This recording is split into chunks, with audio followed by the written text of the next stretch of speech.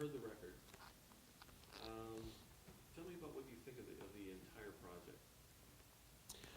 Well, when I went upstairs to listen to it in your office for the first time, the thing that struck me the most is I'd been listening to the radio on the way over. And for the most part, what seems to pass for rock and roll does not, to me anyway, seem to have the style, the substance, the depth, and the drive that I would attribute to the definition of rock and roll. And I walked in, and Robert had the record cranked, and I listened to it, and I went, this is rock and roll. This is, at least for a guy like me, what I remember and would use as a definition if I had to, to define to someone from another planet what rock and roll was.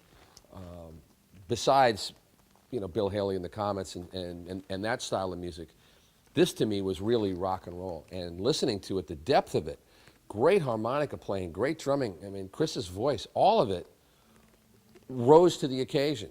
There was nothing tired about it. There was nothing yesterday about it. There was nothing reheated. There was nothing microwaved.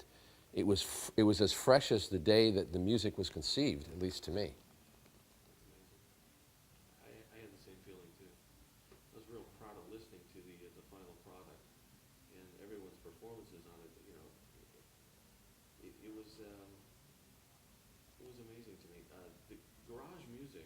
I mean, we kind of consider these guys the fathers of garage music, so to speak. There's bands out there right now, the White Stripes and the Strokes and bands like that who are pushing towards that rock and roll sound of the early of the 60s, the early 60s. Do you think this type of genre is coming back with younger people? It's hard to say because, yes, I hear the elements of that, but there's a couple of things that are still missing. One is developing musical etiquette, where all the members of the band, in a sense, subsume themselves to what should be a musical goal.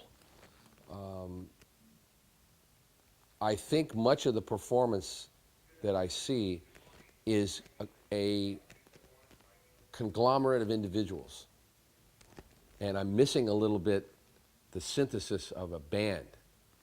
And the second thing, I am beginning to see kids, I call them kids because I'm older than dirt, kids who are shedding and doing their homework and are developing the skills to be able to reach a point where the Yardbirds are. Now, certainly when the Yardbirds started out, they were like everybody else. They were young kids. They were doing what they could. But they had synthesized a tremendous amount of music to get where they were. Eric Clapton's guitar playing was a tremendous synthesis of so many other players.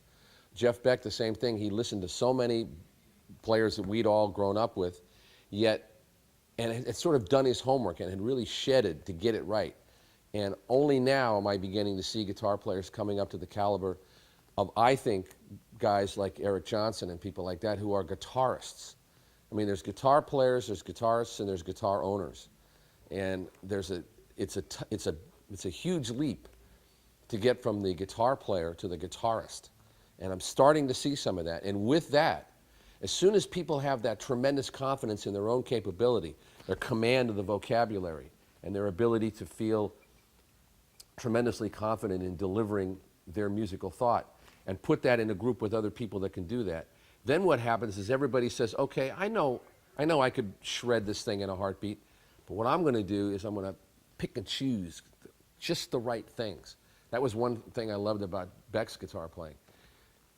Never too many notes. It was always just the right notes that were called for at the time. And if the drummer and the bass player and the singer and the guitar player and everybody else in the band do that and play it with a tremendous amount of energy and dedication, then you get rock and roll. There is such a strong fan base for the Yardbirds that has gone on from, I mean, the last time they put out a record was '67, and yet there's websites and photo interest and so on and so forth in this band that has transcended time, if you will. They're members of the Rock and Roll Hall of Fame, and and now they decide, I still have music to put out there. Um, what, why is it that this band has transcended time, so to speak? Well, music tends to become timeless for a number of reasons. One reason is that the music is good, the songs are good. You can take a great song and play it in any arrangement, in any way, shape, or form, and it still maintains its greatness simply because of the fact, in and of itself, the song itself is great. And the Yardbirds had great songs. Over, Under, Sideways, Down. I love that song. I just really love that song, especially because of the time changes. And all the tunes that they did, I think, are great songs. And then there is a realization by a small, hardcore group of musicians that use Yardbirds music, in a sense, as a chapter in a textbook of, if you're going to the College of Musical Knowledge, if you're taking Rock and Roll 101, the Yardbirds are definitely a chapter in that book.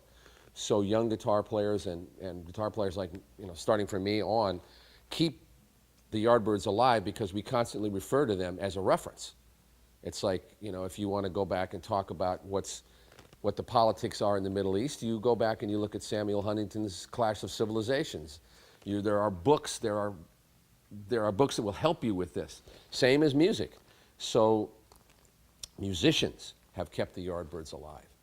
And because of that, because every once in a while a musician will do an interview and will mention the band, there are a certain group of people that will say, I must go check that out because I must find out what he's talking about. So I think they're part of the syllabus of the College of Musical Knowledge.